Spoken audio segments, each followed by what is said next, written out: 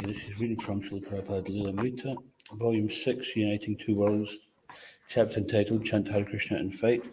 Mayapur, February 7th, 1977.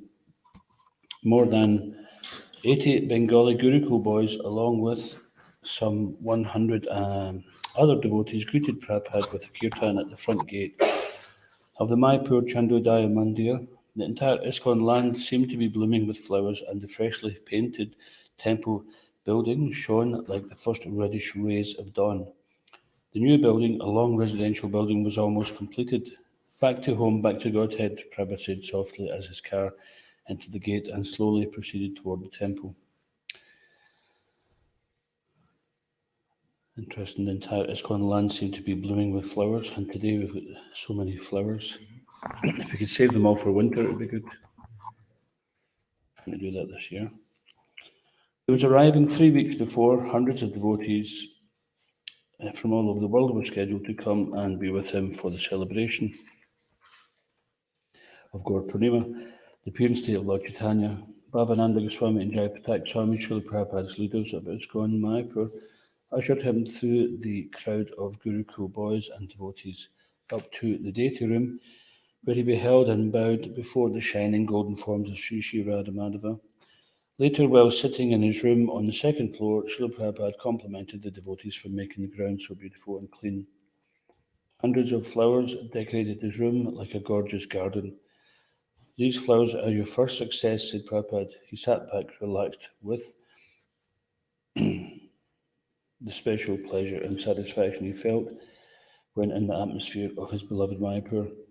For Krishna's service, he said, you submit some plan, and he's very glad. We want some flower for Krishna's service, and Krishna supplying everything we want for Krishna, not for our sense gratification. For Krishna, we can endeavour multifariously. That is the contribution of Bhaktivedanta Saraswati. Very good point.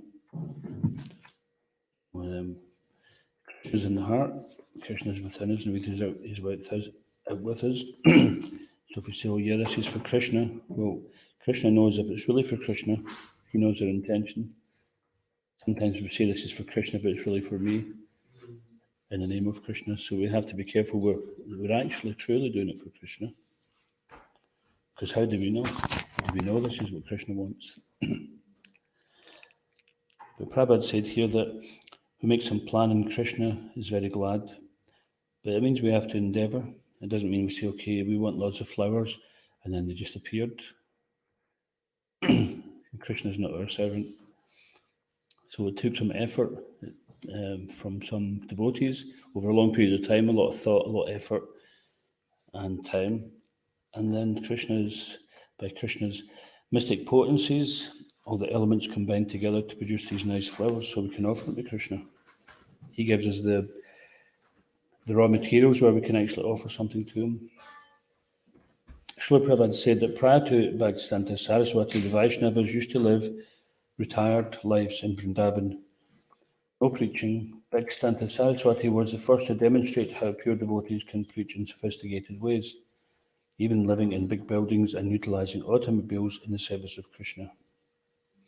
People may be envious that these devotees are living in palatial buildings, said Prabhupada, but Bhaktivedanta Saraswati Thakur said, only the devotees shall live in palatial buildings, only devotees, just like government servants are given the best places to live in. Similarly, those who are devotees, they should be given all facilities. Not extravagancy, not luxury, but nice food, nice place, nice facilities, and chant Hare Krishna. That is our mission. It's not dry, especially you're coming from America and Europe. We are not accustomed to the hardships of Indian people. You must have the bare necessities of comfort and serve Krishna. This I'm trying to do and utilize. It's a good point. If things are too austere, then our mind becomes disturbed. And if things are too luxurious, then the mind becomes disturbed. So we have to work with that balance. Srila Prabhupada ki. Om Namo Bhagavate Vasudevaya. Om Namo Bhagavate Vasudevaya. Om Namo Bhagavate Vasudevaya. Reading from Srimad Bhagavatam, Canto 5, chapter 17. Someone's taken the markers out and not returned them. 17.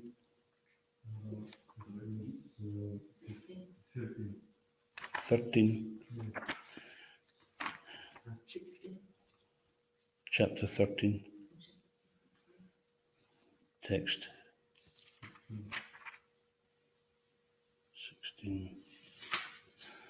As a service to the devotees, if you're given class, then I personally do it. You don't have to, but it's just as a mood of a little service, is to put the markers in the next one, so the person comes next to it and it's ready for them. It's just a little small touch, but I often do that. So it's good if we can learn to just try to see ways to serve the devotees in even small ways.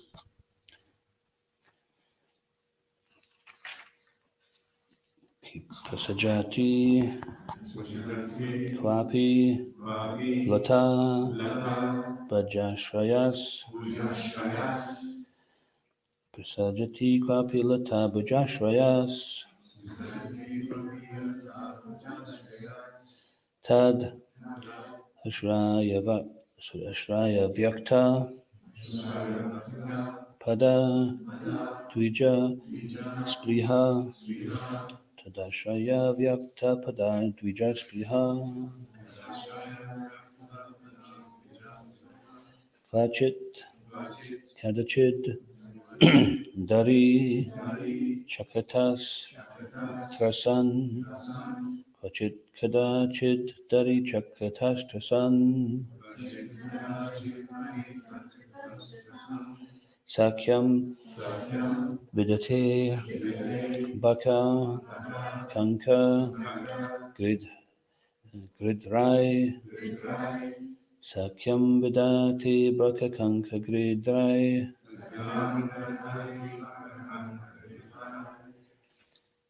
Prasajati Kvapi Lata Bhujashrayas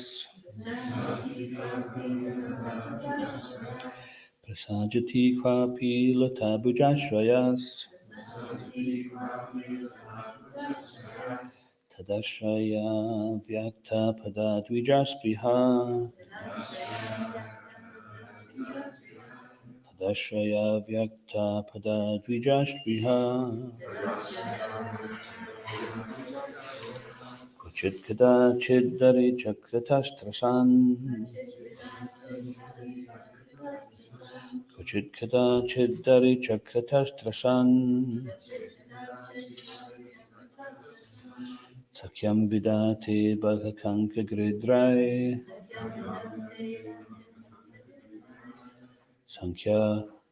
Sankyam Vidate Bhagakanka Gridrai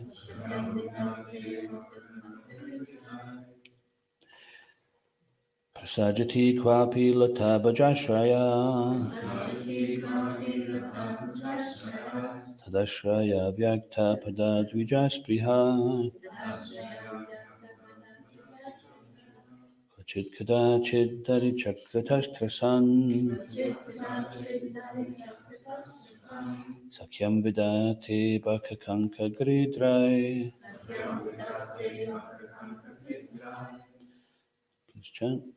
Sajati Kapi Lata Puja Shayas Sajati Kapi Lata Puja Shayas Tad Ashraya Ya Yukta Padadvishya Tadashraya Yukta Padadvishya Vachik Kadachindari Chakratastrasan Sakyam Vidate Bhakakanka Gridrai Sakyam Vidate Bhakakanka Gridrai Sajati Kvapi Lata Puja Shayas Sajati Kvapi Lata Puja Shayas Tadashraya Vyakta Padadvijasriya Vachitadachidhari Chakratastasam Sakyam Vidate Bhakakanka Gridrai Prasajati Kvapi Lata Pujashrayas. Sajati Bhakti Lata Pujashrayas. Adashraya Vyakta Paradvijaspreha. Tadashraya Vyakta Paradvijaspreha. Vajit Kadachit Hari Chakratas Chasam. Vajit Kadachit Hari Chakritas Chasam. Sakyam Vadhati Vakakankadvitrai. Satyam Vidhati Vakakam. Ladies, Sajati Bhakti Lata Pujashrayas. Sajati Bhakti Lata Pujashrayas. Tadashraya Vyakta Paradvijaspreha. Tadashraya Vyakta Paradvijaspreha. Vajit Kadachit Hari Chakritas Chasam. Vajit Kadachit Hari Chakritas Chasam. Satyam Vidhati Vakakankadvitrai. Satyam Vidhati Vakakankadvitrai. Prasajati Sajati becomes more and more attached. Rapi sometimes. sometimes. Atabuja Ashraya, who takes shelter of the soft arms of his beautiful wife, which are like creepers. Tad Ashraya, who are sheltered by such creepers. Avyaktapada, who sing unclear songs. Dvijaspriha, desiring to hear birds. Kvachit, sometimes. Kadachit, somewhere. Harichakrita Trasan, being afraid of the roaring sound of a lion.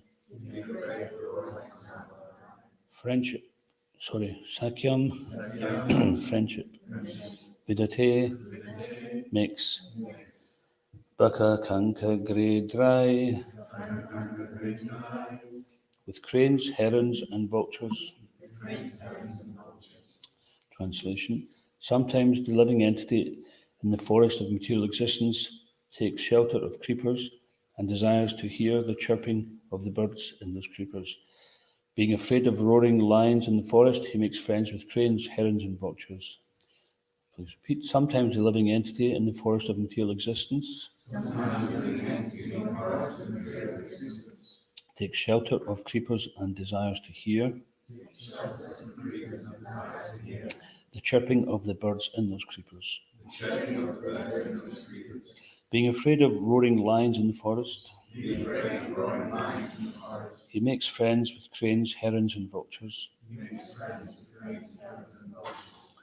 Prabhupada's purport. In the forest of the material world, there are many animals and birds, trees and creepers. Sometimes the living entity wants to take shelter of the creepers. In other words, he wants to be happy by being embraced by the creeper-like arms of his wife. Within the creepers, there are many chirping birds. This indicates that he wants to satisfy himself by hearing the sweet voice of his wife.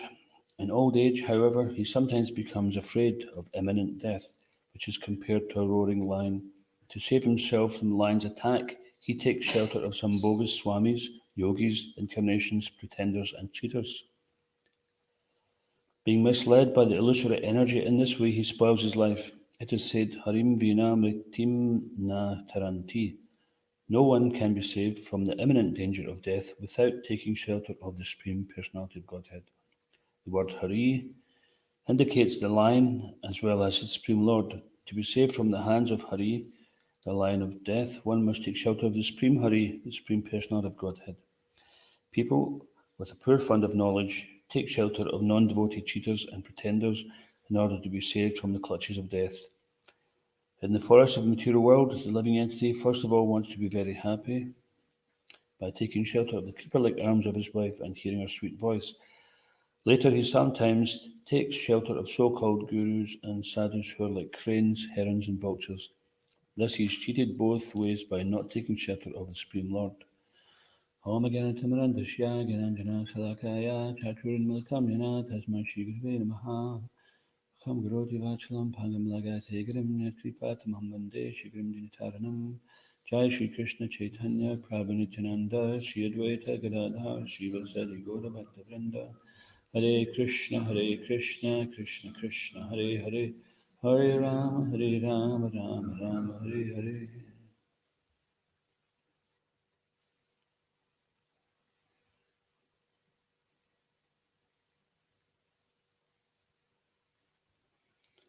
Sometimes the living entity in the forest of material existence takes shelter of creepers and desires to hear the chirping of the birds in those creepers. Being afraid of roaring lions in the forest, he makes friends with cranes, hares, and vultures. So there's two Haris mentioned here. One is in reference to the lion, and one is in reference to the Supreme Personality of Godhead. So can anyone give me one translation of the name Hari? Not takes away. So what does it take away? It can be material miseries. It can be obstacles. Yeah, it takes away. So Srila Prabhupada was, this video you can see, he's meeting with some devotees and some guests on the roof of, I think at that time it was the New York Temple. There was a garden there. And some of these materially distinguished persons, they were saying, well, we don't really believe in God. And they were speaking like that, and Prabhupada just started laughing. He says, so just because you don't believe in God does not mean he does not exist. He says, but for you, God will come in the form of death and take everything away, finished. And then your big skyscrapers and your big businesses will be finished. For you, this will be God. And he was laughing when he said it. So it's not like he was preaching from the pulpit like some kind of frustrated fanatic or something like that. So these persons had never experienced meeting such a person with full faith and full confidence and full knowledge. And for Prabhupada, it wasn't that he just believed in something. He was living it. He is Krishna's devotee, directly Krishna's devotee, in the sense that he's not living a hopeful life. He's already self-realized, knowing that he's Krishna's devotee. And with the full faith in his spiritual master, then he took this message, and people they were never used to hearing such a message. You know, these persons were very, as Prabhupada would say, puffed up with their material knowledge. Puffed up means like, there's that expression, puffed up like a puri. If you're in the kitchen and the puris don't puff up, then you can't really call it a puri. Well, that guy's puffed up just like a puri. But maybe some of us aren't so puffed up, so we're not full puris. Maybe just a little bit puffed up. Sometimes puris puff up a little bit and they don't puff up the rest. So puffed up means pride. We've got some false pride.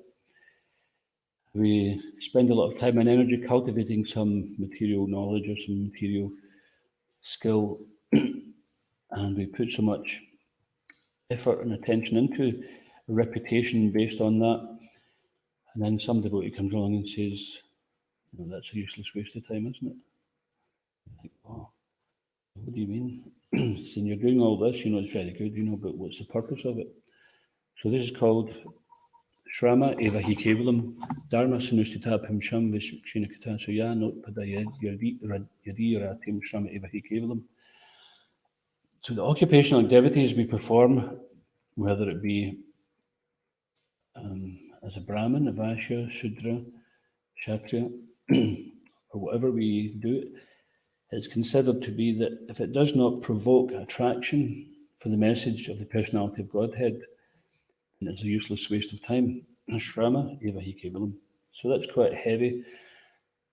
But the knowledge is heavy. The word Prabhupada translates the word guru as being heavy.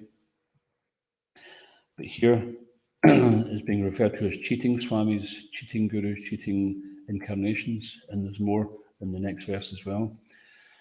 So another instance, Prabhupada, I've mentioned this many times, so most of the devotees have heard this, but it's also on a lecture tape, a conversation tape. So Prabhupada was having a discussion in the room with guests and disciples one man said, what do you think of this, Swami? And Prabhupada said, oh, he's bogus. And so he said, oh, really interesting, because this man actually is a reporter. And it turns out his son got involved with some so-called Swami. He says, what do you think of this one? And he said, he's another nonsense. And he said, what about this one? And he's also bogus. And he says, oh, because my son follows this one. And Prabhupada didn't spare him any sentiment. He says, and anyone who follows him is even more bogus. Because they're only got some place if somebody puts them there. If I remember we were in Sankirtan down in, doing book distribution down in Yorkshire. We stayed near Castleford at the time. And there was this old Yorkshireman. It looked like he'd just come out of the pits and maybe had a shower and put on a suit or something. No offence against anyone who works hard like that, but it looks like he'd fancied himself as being the next incarnation, because he was giving out leaflets which said he called himself Shinto, and a picture of himself, the most recent incarnation of Godhead. Of course, we had a different name for him, which wasn't Shinto, but that's not a Bhagavatam phrase we can use. But we actually, there was a kind of mirror, maybe a small mirror reflection of one pastime of Krishna's, where we just laughed when we seen the guy and what he was about. We thought, anybody who follows him, deserves what they get. And so for us, thankfully, because of the knowledge which is in these books, Bhagavatam, Chaitanya Charitamrita, Next Instruction, Next Devotion, Bhagavad Gita, then we're in knowledge. Otherwise, we could easily have followed anybody. Without knowledge, we don't know where to go. But if you're in complete darkness and you see some little firefly, you think, oh, there's some light, let me follow that. But the firefly, what's it going to do? It's going to find some fly and fly into it. It's not got any real light to give. But then when the sun comes up, then naturally everything becomes illumined, and the fireflies, whatever light they had, is just completely insignificant. So when someone who's a bona fide spiritual master appears on the scene, like Prabhupada, then he could say that this is a nonsense, this is a bogus, this one's a rascal. He'd speak very strong, because if someone doesn't establish what is the standard, then everyone's been cheated. So Prabhupada didn't come looking for followers, he came to spread a message. And naturally, on account of that, then followers came, but he wasn't just looking for followers so he could live a lavish life at their expense. So we thought it was quite funny. So in Krishna book, there's one personality called Pondraka who sent a message to Krishna that he's bogus Vasudev, and that I am the real Vasudev, I'm the real Vishnu, and that you should come and face up to your maker, and I'll dispatch you to the house of death. He was speaking like this. So Krishna was thinking, oh, this should be fun. So him and the Pandavas went to see this Pondraka, and he was there with his mighty army, and he had 2 fake arms strapped to his body like he was Vishnu. And does anybody remember the exact quotation about how the Pandavas reacted? About they laughed so hard. It was like roll on the floor laughing, literally. They couldn't catch a breath, because they were thinking, this guy's so ridiculous. We've got the Supreme Personality of Godhead here, and this guy thinks that he can fake it in front of the Supreme Lord. What's he going to do? You create some planets or something? You got a couple of dummy arms. It's just like, say back to John, comes from Mangalarti one day, and he's got himself painted blue, and he says, actually, I just decided to reveal myself, that I am actually none other than Sri Krishna Bhagavan. John's got many nice qualities, but I'm not sure we'd accept him as Supreme Personality of Godhead.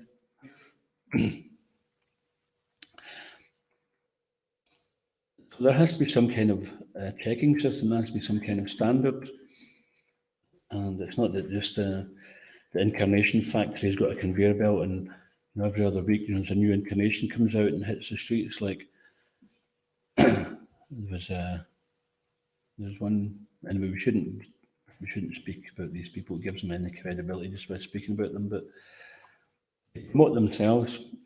And it's just like in the material world also, they call themselves teachers and they give themselves a title. So just similarly, we could also, and sometimes we might even do that, you can give yourself a title and you say, okay, I've decided that I've got enough knowledge of this, so I'm going to call it that. And now I'm a very important person because I've got a bit of paper and I've spent a lot of time studying that. Now, somebody may be very expert at it. If you look at the motivation, it's often is because they want some material gain. And they take it to ridiculous extents. You see the Guinness Book of Records, who can eat the most light bulbs? Why would you want to even eat one? And one guy ate a car. And he didn't stick it on a sandwich or something, but by a bit, over a period of time, he ground it down and ate it. What's the value of such a feat? It's simply an ignorance, looking for some fame. So this hurry for the devotee, we say that death for the materialist, they lose everything that they built up. Spend their whole life getting well educated. I'm not saying there's anything wrong with education or working, making a living. This is all fine. But the purpose of it is they're trying to make a permanent place in a temporary world. Or they become, even if they think, this world is temporary, day by day they forget it because they become enamored by their family members, by the husband, the wife, the children. So, of course, devotees can also have husband, wife, children, but we have to bear in mind that this is only that everything and everyone is belonging to and related to Krishna, not that this is mine, this is my child. Sometimes even devotees may be seen as being cold, but it's not necessarily they're cold, it's just they're not sentimental. One time there's one devotee, there was one rickshaw wala in Vrindavan, and he's seen there's a lot of ocean going on. There was some big festival, not festival, but there was a feast planned, and there's quite a bit of activity, many people going around, not looking too happy. And he says, and he found out what it was. It was actually, he picked up this guy in the rickshaw and he says, what's going on? And he said, actually, it was my young daughter just died. And she died in Vrindavan, so of course it's a very auspicious place to leave your body. And he says, so why is everybody so miserable? He says, well, that's okay for you to say. He says, no, I lost a young child, 3-4 years old recently. He says, it's Krishna gave for some time, Krishna takes away. So it's Krishna's in control. He says, you're forgetting that. So it's not that this person had no sentiment. It's like, not like there's this recording called Radio Ram, which was made by the devotees there, the radio station in America, California. And they used to do certain skits. And there's one skit showing the so-called practicality of believing that life simply comes from chemicals. So this leading scientist is at some symposium and he's speaking at a conference actually, and he's talking about life coming from matter and a combination of chemicals. Then he gets a phone call from his wife. She says, oh, darling, our young daughter, Rebecca, she's just been run over by a truck. He says, and she's dead. He says, okay, well, just sweep up the remains, and we can, I'll see you when I get home. She says, but this is your only daughter. And he says, she's simply a temporary interaction of RNA and DNA he was into some scientific thing. And how can you say such a thing? This is your only daughter. So when it comes down to real life, chemicals don't have sentiments. We're sentient beings. If it was simply chemicals, then there'd be no need for any type of law. There'd be no need for morals. Everything would just take its natural place. So, and this is the difference between human life and animal life. As it is a civilization, there is the ability to understand a higher purpose in life beyond eating, sleeping, mating, and defending. So these so-called self-proclaimed yogis, avatars, swamis, unless they can deliver their dependents from Janma, Mrityu, Jara, Vyadi, birth, death, old age, and disease, then they're not qualified to be called. Actually, the term Swami means one who is a controller of their own senses, who's a master of their senses. And there was even one bogus Swami, his philosophy was, in order to control your senses, you have to enjoy them to the max, so you burn them out. So that's like saying, we have a fire here, so let's put loads and loads of fuel on it, so it'll put the fire out. No, you stop putting fuel in fire, that's how the fire goes out. But people, if they, it's like Jesus Christ used to say, seek and you shall find. So depending on what you're seeking, if you're seeking to get some plastic jewellery, you don't want to pay the real price, then you might get something like that. You may go to accessorise and buy something, which you wear for a weekend, and then, it goes in the bottom of the cupboard or something like that. But if you want the real jewel, then you have to save up for it, you have to pay the price. So if people want things cheaply, then they get cheated. They get the real item. And therefore, this is known as the world of the cheaters and the cheated. And as long as there's people who want to be cheated, there'll be cheaters. So I remember the Hoax Prabhupada was mentioning that when he was in college, they were teaching him, was it sales? Advertising, right? So his, I'll see if I remember the story quite. His teacher says, okay, everybody come to the window, have a look out, and tell me what you see. So the students of the class may have been thinking, what's this, a trick question, or do we just see what we see? Oh, we see some trees, we see some buildings. And the teacher says, no, I'll tell you what you see suckers. So all those people down there, they're suckers. And there's only one thing you can do with a sucker, which is, if you get a leech, what do you do with it? Rip it off. You rip it off. So this was the education that we're getting in advertising and economics.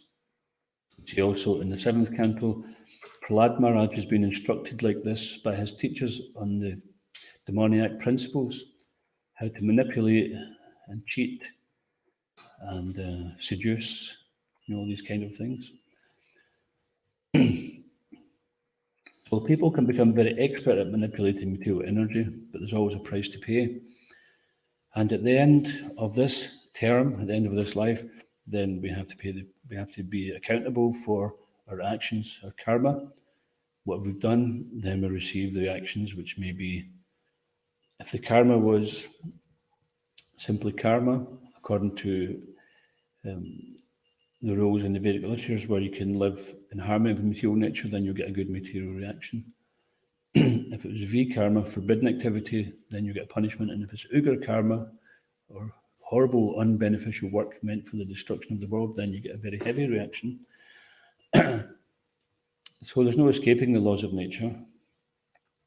But if for a devotee, then because they perform activities which is known as akarma, or activities which are, because they're linked with the Supreme, then they have no karma bandhana, they don't bind. This word bind or bondage comes from bandhana, bandha, it means to bind. So karma bandhana means we perform an action and there is a reaction, whether it's good or bad, that's our choice.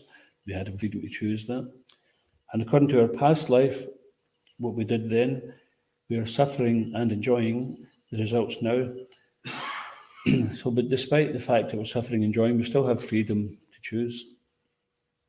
We can, even if we're in a suffering condition, we can choose how we're going to react in that situation, what we're going to take shelter in. So the living entity is always trying to take shelter in something. But if we take shelter In Krishna, then there's not only is there no reaction, but we become free from past reactions, so that even in this one lifetime, we completely cleanse the mirror of the mind, so that there's no reflection, there's no reaction.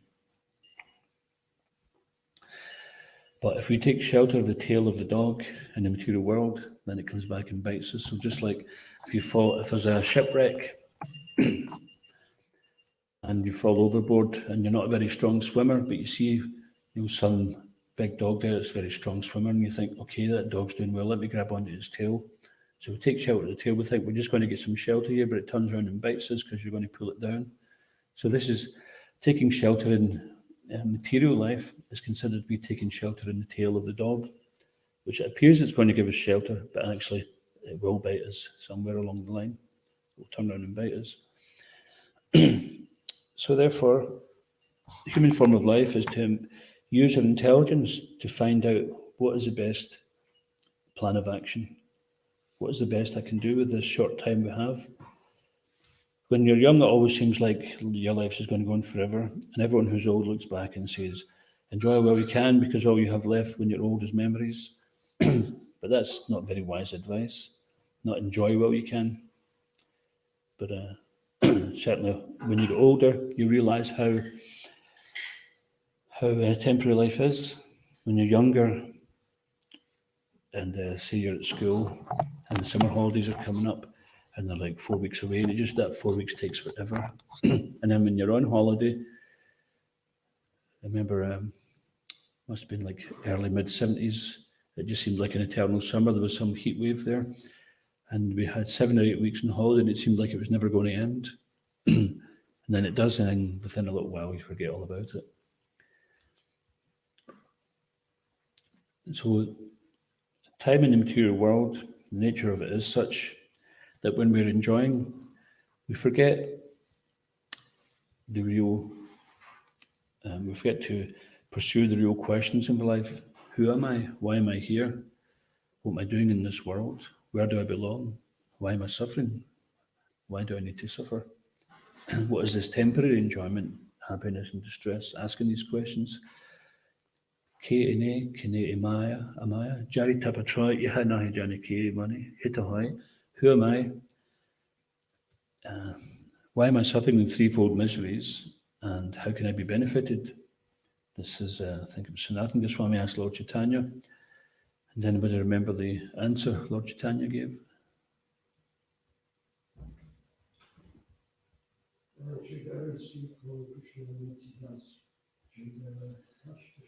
Krishnera Tatasta Shakti. Krishnera Tatasta Shakti. Beda Beda Prakash, yeah. Jivera Sprupa Hoya. So Lord Chaitanya replied that your Jiva, eternal spirit soul, and your Swarup is Krishnera Nityadas, eternal servant of Krishna. Krishnera Tatasta Shakti. There are different energies. There's the material energy, there's the spiritual energy, and then there's the marginal energy, which is what we are. So the Jiva is marginal energy, Krishnera Tatasta Shakti. So the material energy is known sometimes as the Bahiranga Shakti, just like Bahir Nisingho or Hridaya Nisingho. So Bahir means externally, so the external energy or the material energy. And Hridaya or Antaranga means in the heart or means internal. So that is the divine energy. And Tatasta Shakti means that it was in between. It is the Jiva, the individual spirit soul, is of the same eternal nature as the Supreme Soul, namely eternal, full of bliss and full of knowledge. But because we have taken shelter of material energy, then we have sold ourselves short. We're now experiencing the opposite.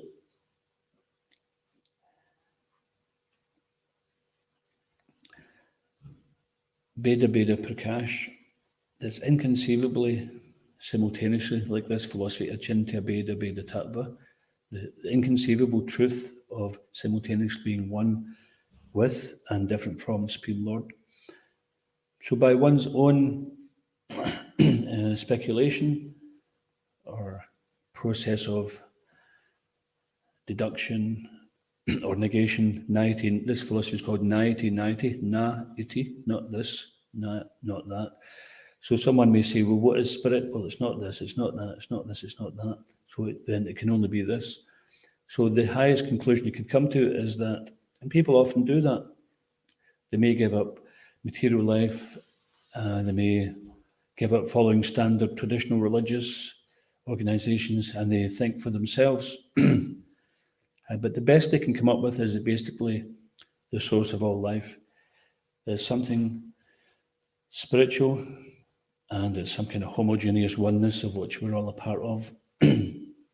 But the devotee, they go through it, they embark on a different path. So there's three ways to acquire knowledge. One is called pratyaksha, direct sense perception, what we can see, what we can smell, hear, touch, feel, etc. Just like I cannot see what's beyond us, behind this wall. And then, so that's the limits of the direct sense perception. We can only see so far. Even with our telescopes, we maybe see planets billions of miles away. But can we see beyond that? And even with the instrument we build to look at, we're looking at with an imperfect mind what we're going to do with that information. Or microscopes, how small can you see, what you're going to do with information. So our senses are limited. So Mrs. McBride is, she's making some toast on Beechwood Crescent, but I can't smell it just now. But maybe it's going on because she always makes it at 8:20 every day. So I'm just assuming this is the next one called Anumana, following the mind, deduction, just like now we're thinking, okay, Ramananda Prabhu has just made the offering, so that means there should be prasadam soon. But perhaps he wasn't, perhaps he's just, he just offered like one chapati for the deities and decided everybody's fasting today, I can't be bothered cooking. Or who cooked this morning? Gandaki, very good. So it could well be that they just decided everyone's eating cornflakes today, I can't be bothered. But we're assuming that it's all going on because normally it goes on. So we're making some deduction, following the mind, following some reason. But the most we can come up with is, it's also speculative, so there's no knowing whether that's true. Just like so many theories have come up, which later on get proven to be untrue. And then there's another type of knowledge called Shabda Brahman or Shabda Pramana. The spiritual sound vibration coming from Krishna through the chain of the spiritual masters, unblemished, untarnished. And Prabhupada, he says, my only qualification is that I never changed anything. So this is the qualification. We don't change anything. It's already there. If we try to change it, just like some nice light coming in the window, but if we put some kind of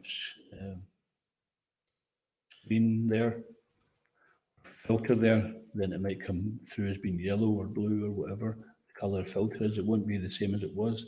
We colour it.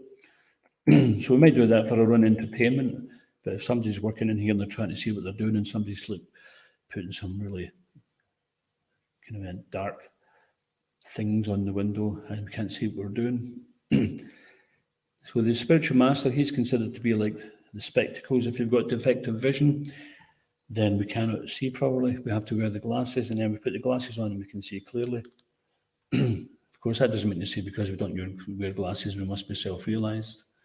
It's just using an analogy here, don't misunderstand. That you're self-realized until you get to a certain age, and then your eyes fail you, and then you've lost all your knowledge.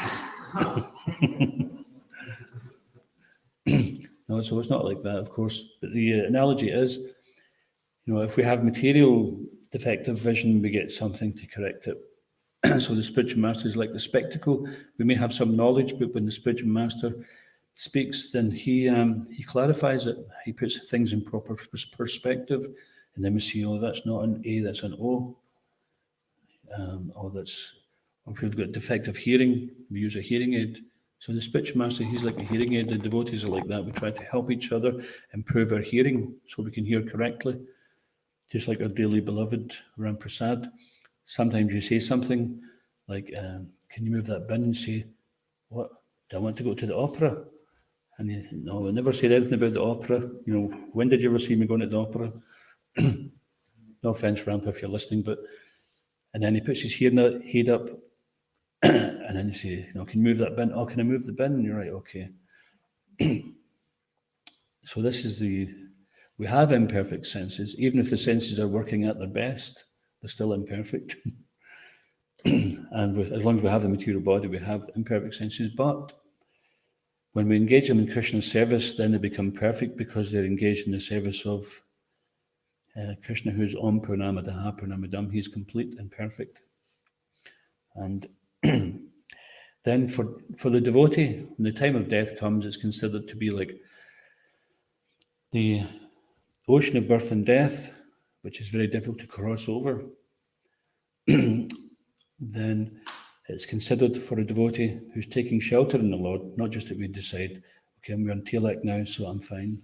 I've got a dhoti or a sari on, or I'm rattling off my rounds. No, we have to actually become attentive hearers and attentive servants and cultivate the spirit of bhakti, the spirit of devotion, so that we are offering our chanting, our service with feeling to the Lord. We're doing it as an offering. So, of course, in the beginning, it may be a bit mechanical, but if we stick with it, then that mechanical thing won't satisfy us. We'll be looking for something higher, and it's devotion we're looking for. That's how we connect with Krishna through bhakti. So when we do that, then this ocean of death for a devotee is simply like stepping over the water contained within the hoof print of a calf. So if you've ever been walking the fields and you see it's been raining, there's a calf's footprint and some water on it, you don't think, wait a minute, better get the what do you call it, life jacket on, and maybe call out the lifeguard. You don't even think about it. You just walk over it. Even if you step on it, it's not going to be a problem. So when we fully absorb our mind and senses in Krishna's service, we become Krishnaized, we become purified. Krishna is pavitram, pure.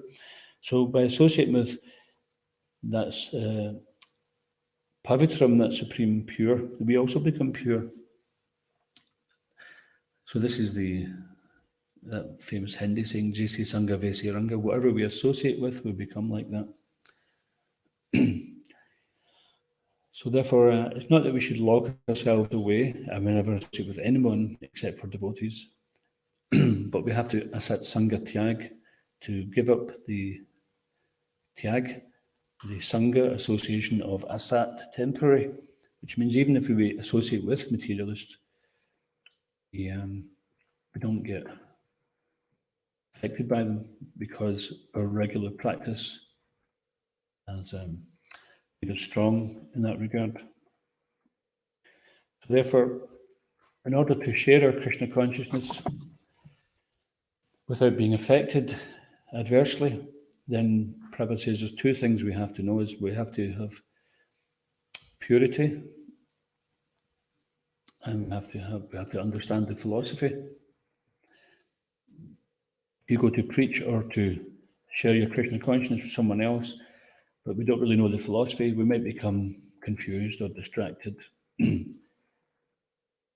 Or we may not be able to convince someone, and we may still not stray from the path because purity is there, but we also neither knowing the philosophy. If we know the philosophy, but we don't follow any of the lifestyle, then that's not enough. If we follow the lifestyle, the regulations and the principles, etc., but we don't know the philosophy, then that's not enough. There has to be two of them there.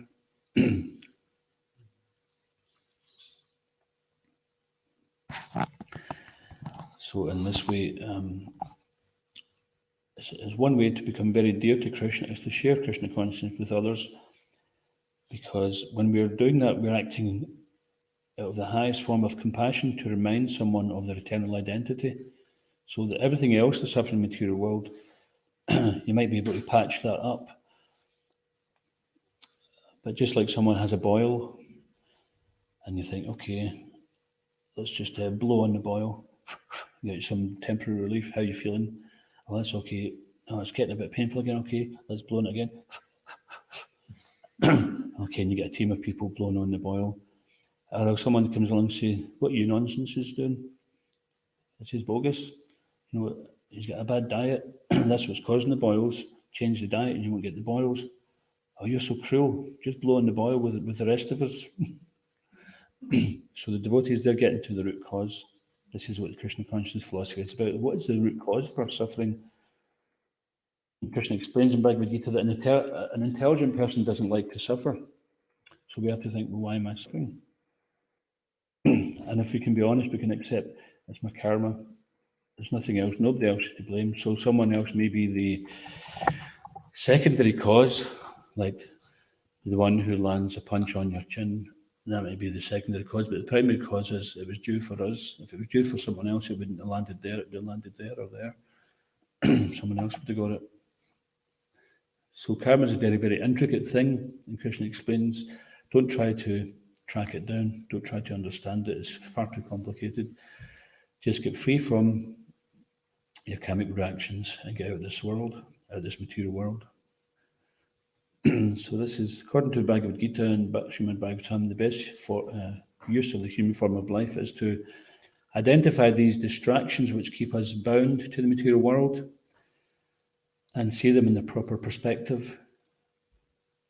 If we see everything in relation to Krishna, then we become attached to Krishna. We transfer our attachment. So it's our nature to be attached. Prabhupada gives, I'll just finish with this one last example. He explains that when the astronauts go into outer space, they may orbit for some time, they may try to land here or there, or they play around in space for some time. But because they have no resting place, they have to come back down to Earth.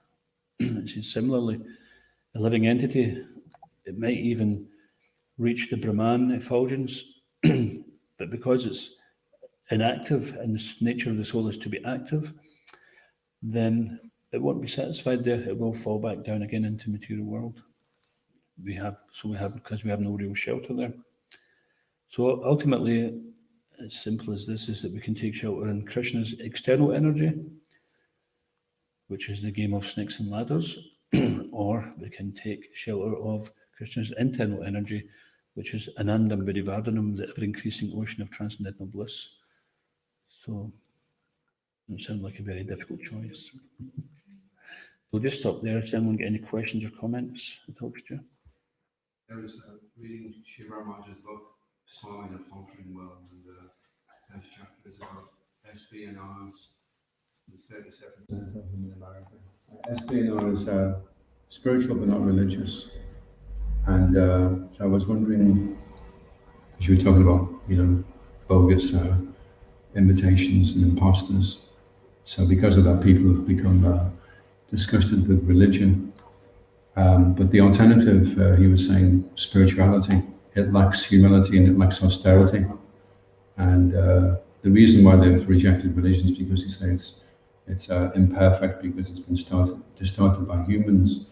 But then their spirituality is also the same. It's imperfect because it's distorted by their human imperfections. So I was just wondering, how do we convince SPNRs to have faith in Scripture? By pointing out how they're actually just chewing the chewed.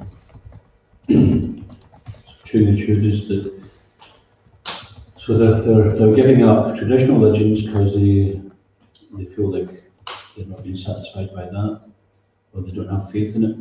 But after performing their eclectic blend of whatever it is they want to follow, and they're still not satisfied, then eventually they'll still be looking for something else, because it is their dharma, it is their nature to be eternal selves of Krishna. So they cannot be satisfied in anything else. Anything else, whether it be a standard religion, some new eclectic blend, or some non-branded blend, then it's still going to be, still needs to satisfy them. And if it's not satisfying them, then they'll still be looking. So this is what we need to do, is show them what they actually are looking for and why they're not going to find it and what they're doing. And it's very good that people are using their intelligence to not just be sheep. That's good, but then what happens if they just join a different flock? We don't want to be sheep with the red dot on us, we want to be sheep with the blue dot on us. And then even being eclectic becomes another type of kind of cliche. And sometimes you can understand why people may want to be eclectic because of issues with trust, but sometimes it also becomes a pose, and where people don't want to take accountability, they don't want to be responsible. I'll take this, I'll take that, I'll take this, I won't take that. But what is the criteria for their choosing? So we have to show them what is the criteria for making these choices, and then if we give them the knowledge whereby which they can decide what choices they want to make, then it's up to them if they take it or not. So it's up to us to really know Bhagavad Gita inside out and understand Krishna's intentions, so that when people have these doubts and questions because they have been perhaps they felt they were misled or they felt dissatisfied or whatever, then we have to show them that this is not just another religion, it's not sectarian. This is the eternal nature of the soul we're talking about. You can go on, continue calling yourself whatever you want, but the nature of water is wet. That doesn't change. You can call it something else, but it's still got its nature. And it just has to resort to it will revert to its nature. It can become steam for a little while, it can become ice for a little while, but water is its actual nature. It's interesting, isn't it? The aversion is really caused by wanting to avoid being humility and austerity. They're the two problems they run up against. And if they want to be really sincerely interested in being spiritual, then they need to embrace humility and austerity. It's true, and I think gradually people will get that message. They will get that message because it's what they're looking for, and they begin to see, what is knowledge and what is ignorance. Just like recently, there was one big thing on the news about, I won't mention the name, but there was one very well-known yoga society, big thing, that it just came out that it was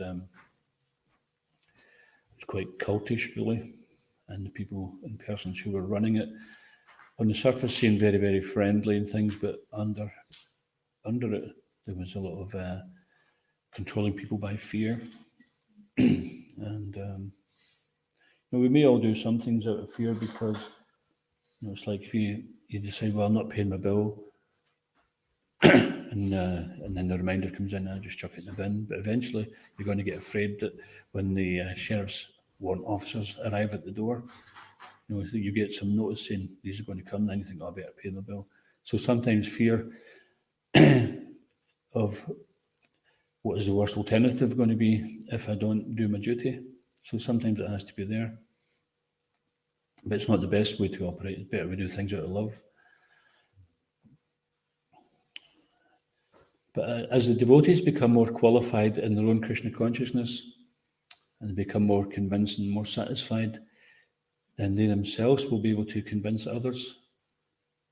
So to be friendly with these people, not to make them enemies just because they haven't quite got to the point of accepting Krishna as Supreme Lord. It's like, you were bogus then and you're bogus now. So just read Bhagavad Gita and get to the temple, otherwise don't waste my time. It's not like that. We have to be compassionate. We think, okay, that's good. That people are thinking for themselves. So they're searching. So now here's an opportunity. They're searching. Let us give them something which will help take their search in the right direction.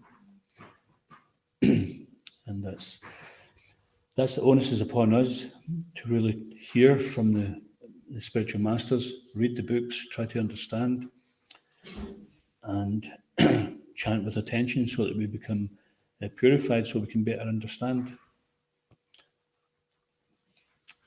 Perhaps you'd like to offer something?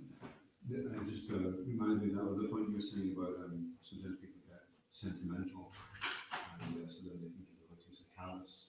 And there was a devotee on the phone the other day I was speaking to, and he was saying somebody close to him has just died, but he didn't feel that upset. He was thinking, am I becoming really cold, from practicing spiritual life? And I was reminding him in the Gita, Krishna says, those who are wise lament neither for the living nor the dead. And so it was a big relief for him because he was feeling it was like this kind of imposed idea of how you should be, kind of like how you should behave but it's not a symptom of somebody that's in knowledge. All these people were crying around the person that was dead, and a sage came up the forest and he said, "Why are you crying?"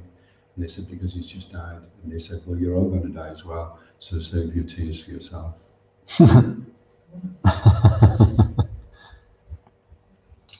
Yeah, that's the thing. It's like the key. See somebody died, and then I should remind you that's going to be me sometimes. So if you're thinking of what you're going to experience at that time of death, then you can empathise with the person who's just also went through that. Sometimes we do show, because it does say it in, I think it's the 4th canto of Srimad Bhagavatam, that when a devotee dies, or particularly when the spiritual master dies, then the devotee, the disciple will cry loudly. Does anyone remember the actual words? Yeah, it's something on the lines of the Queen versus the King. The disciple Cries for the spiritual master's loss, not because we're attached to that person as some mundane relative, but because that person is so dear to us and we're going to be missing their personal association. And often that's the thing, it's like immediately people think, oh, I should have been nicer. And I regret the things I said or that I did. And I took the person for granted. So knowing that, what's this called? There's different types of renunciation. What's that one called? Yeah, does anybody know the Sanskrit term for that? Crematorium renunciation? Smarshana Vairagya. It means the renunciation of the crematorium. Everyone goes to the crematorium. And afterwards they're all like, oh, very serious, and they're going to behave themselves and they're going to be nice to each other. And then if they have a wake afterwards, which is usually people go to the pub, then sometimes it doesn't even get past the first few drinks, and then the old family feuds come out. They might be okay for a little while, but then it just goes back to ignorance again. People want to be happy in their ignorance, like a pig in muck. Happy as a pig in muck. So that is the nature of the material world, is that we just want to stick our head in the sand and forget the danger. And occasionally, some of the ostriches see another ostrich getting killed and they think, oh, we better be careful of the danger here. But then they'll just follow their nature and stick their head in the sand again. So we can, of course, we can all identify that we're like that to some degree ourselves. And the thing is, now we're hearing this, so let's train ourselves not to be like that. And there is a better way. Okay, anything else? Can we finish there? Okay, let's go and Guru Vinda ki, Srila Prabhupada ki, Grantaraj Srimad Bhagavatam ki, Nitai Gaur Premanandi. Gaur back to